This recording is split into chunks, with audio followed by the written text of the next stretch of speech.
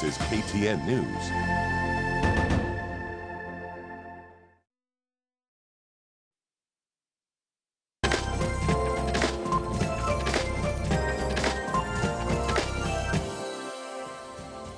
Welcome back and thank you for staying with Morning Express. We now focus on Tanzania, where the President Samia Suluhu Hassan made her maiden trip as head of state, visiting Uganda on Sunday, where she held bilateral talks with her Ugandan counterpart, Yoweri Kaguta Museveni. The talks culminated into the signing of a multi-billion shilling crude oil export pipeline deal. This now paves way for the construction of the 1,440-kilometer pipeline from western Uganda to the Tanzanian Indian Ocean port of Tanga. Here's more with George Maringa. On her maiden out-of-country tour as Tanzania's president, Samia Suluhu Hassan landed at the Entebbe International Airport Sunday morning. She was received by top government officials before proceeding to State House Entebbe to meet her host, Uganda's President Yoweri Kaguta Museveni. In what was seen as a rare scene, Tanzania's delegation wore masks during the trip. The two held bilateral talks that culminated into the signing of the East African Crude Oil Pipeline EACOP tripartite project agreement between Uganda and Tanzania. The 1,440-kilometer long pipeline will run from Kabale in western Uganda all the way to Tanga on the East African coast as shown on this map. A similar deal that would have seen the pipeline routed through Kenya failed in 2016 after Ugandan authorities chose Tanzania over Kenya. So how much did Kenya lose out on? The others might feel that they may want to reinforce each other a little more than they were. And what you have in this particular instance is an attempt to create alternatives, not to replace Kenya. It is going to be very difficult for Uganda to cut off Kenya as the route to the sea or to and for the sea. It's very difficult for them. But there is no harm at all for them to look for various ways of increasing their export channels, which is what it is.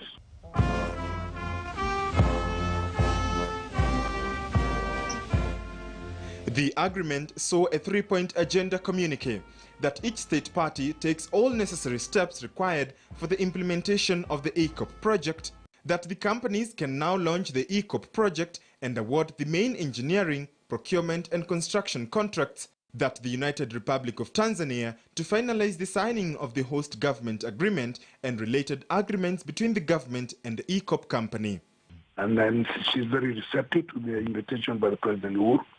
So they will find commonalities and reducing tensions, because the main thing right now is to reduce tensions between Kenya and Tanzania over small issues.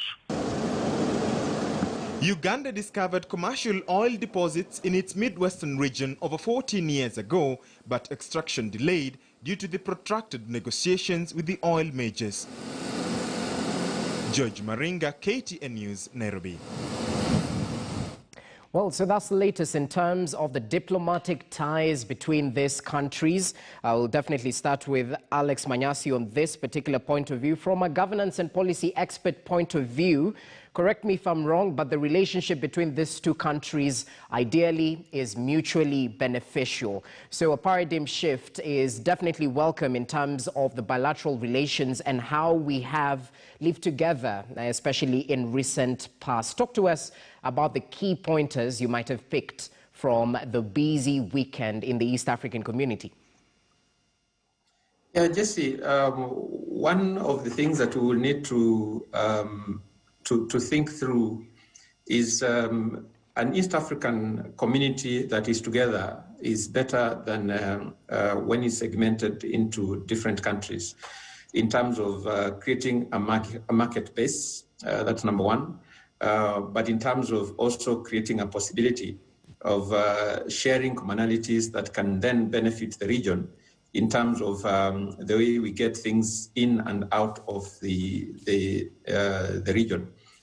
But having said that, one of the things that is curious about Tanzania, for example, signing off with Uganda, is that Kenya seems to be having a challenge with its neighbors because of especially when it comes to infrastructure-related relationships, is that the Kenyan way of funding infrastructure has been considered before as very expensive. There has been talk that the same infrastructure could actually be considered by our neighbors at a cheaper cost. And therefore, since we have a bigger financial muscle, we can afford to spend and misuse resources and still have a country going. But some of the countries that are our neighbors are still in a position where they cannot afford the kind of misuse that we have seen in Kenya. Even the way we decide which projects to go for example, I can just give a specific example of the way we are thinking about buses on Thika Road to transport people into the city, while Tanzania has already gone electric. So it also means that the way, electric train, the way we think about what makes the most sense is not necessarily the way our neighbors are thinking as what makes the most sense.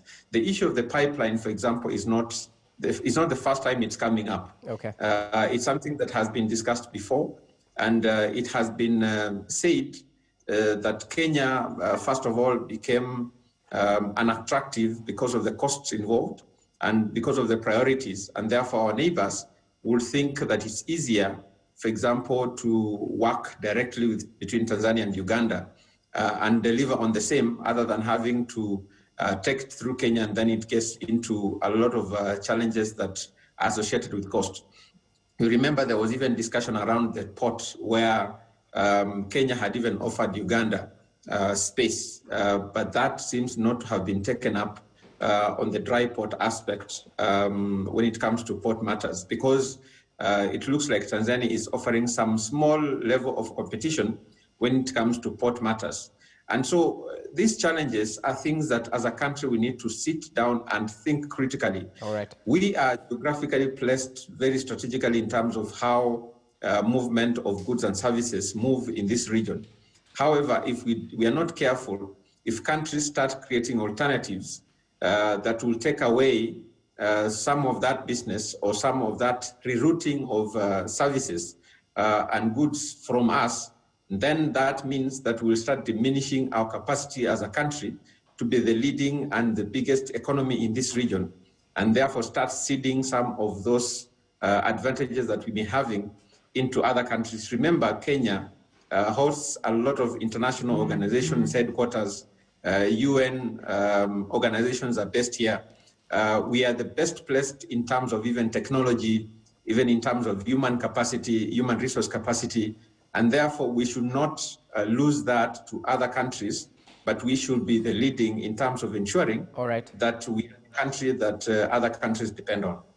Okay, many thanks, Alex Manyasi. We definitely appreciate your input. But let me bring in Kevin Osido. I mean, it seems to be a jostle for economic influence among these brother countries. Which country will be the regional hub? And Kenya losing out on this deal due to various reasons, security being among them, since Lamu is closer to Somalia, the road network, and how hard it is to compensate land issues in Kenya as compared to Tanzania, where the government owns most of the land. Talk to us about this. What do you think Kenya actually missed out? Would we have done better? Jesse, looking at the immediate former governance framework that Tanzania had, I don't think, in my view, we have lost. Of course, we've lost something, but I don't think it is that much. Because if you look at, for instance, the late President Magufuli's reign and the bilateral relationships that existed between Kenya and Tanzania, they were much more of a firefighting, regime, as opposed to value-adding, cooperation, partnership-based agreements, rather relationship.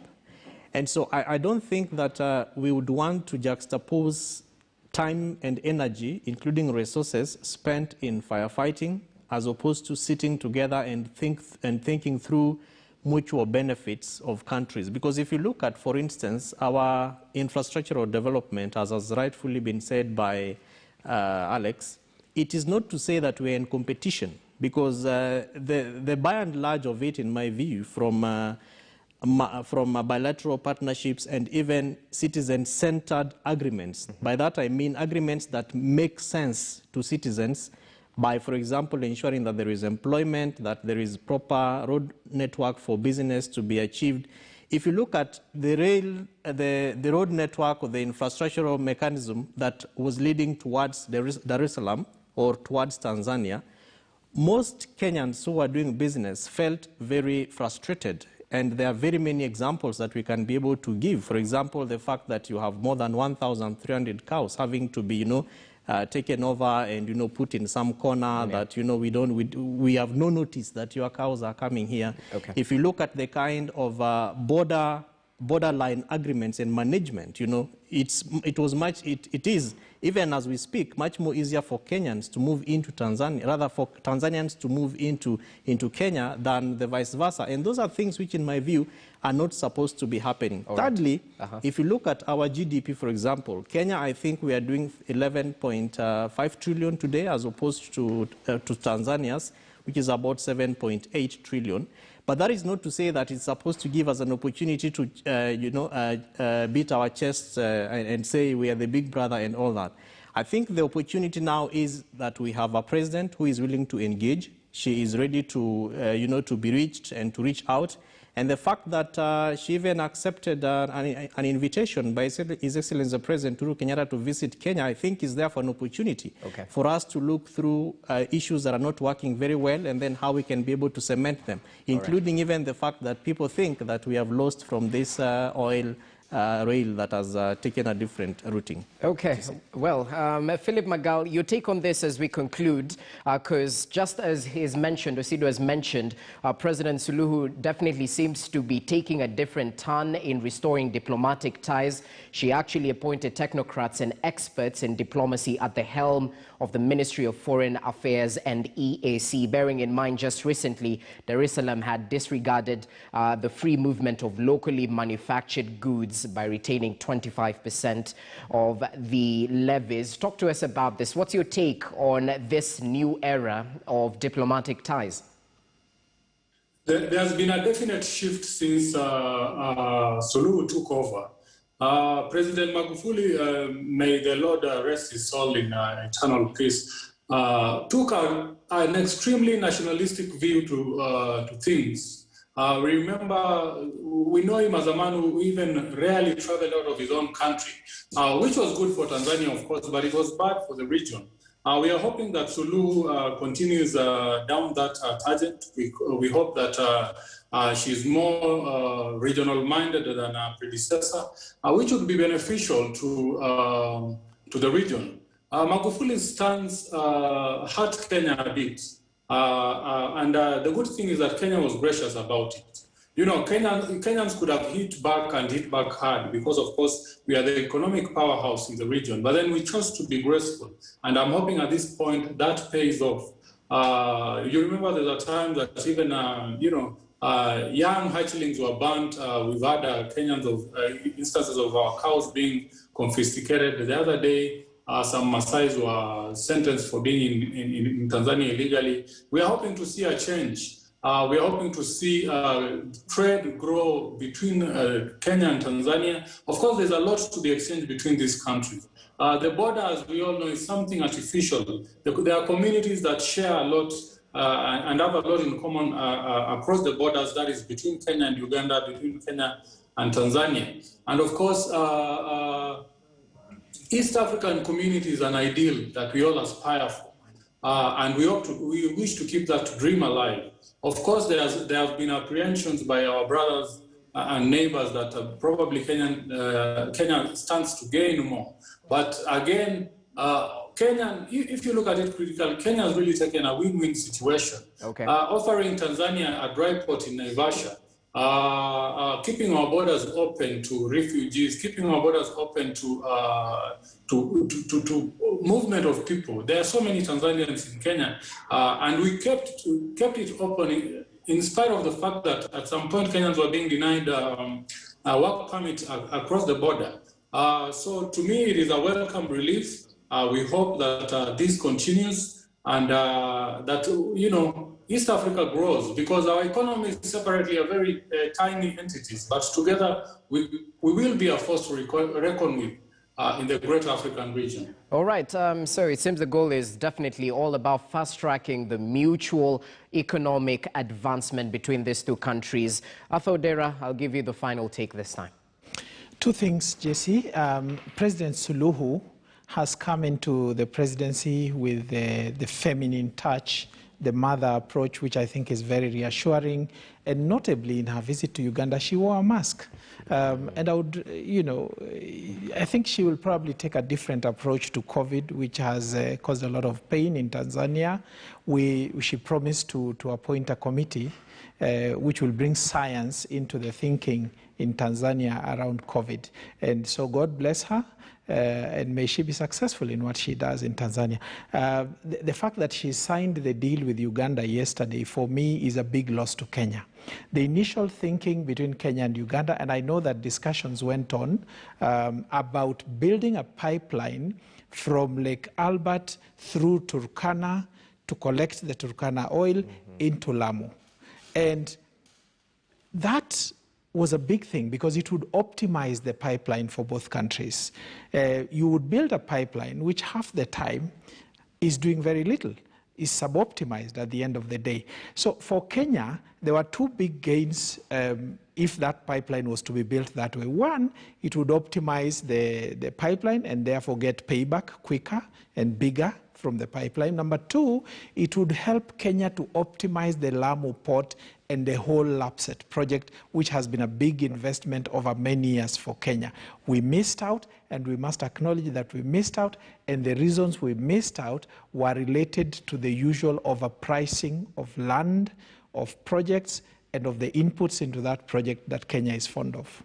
Okay, well, that's well noted. We definitely wish our neighbors well as they proceed with the pipeline deal. Of course, many thanks for your input right here. Arthur Odera right there, the former Teso North Member of Parliament. We're also joined by Kevin Osido right here in studio, governance expert, and via way of Zoom, Philip Magal, who's an advocate, and Alex Manyasi. We also appreciate your input, governance and policy expert. So that's the way it is, the latest surrounding the developments in the country and the region as well. Allow us to take a short break. When we come back, we shift focus to the world of sports. Stay with Morning Express.